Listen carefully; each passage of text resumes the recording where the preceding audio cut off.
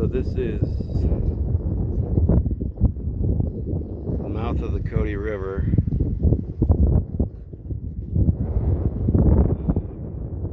I'm facing, right now the phone's facing in the direction of a hurricane, sort of, I think.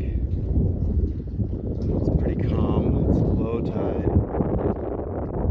1:32 in the morning, something like that. It's supposed to be high tide, and it's like a king high or something. It's got a new moon, or I don't know, but I'm thinking that the surge flood is going to be at tomorrow's high tide at noon or 1 o'clock, because it's going to be raining all night, and the Cody River is going to be filling up with all the rainwater, and the high tide coming in is going to butt up against it.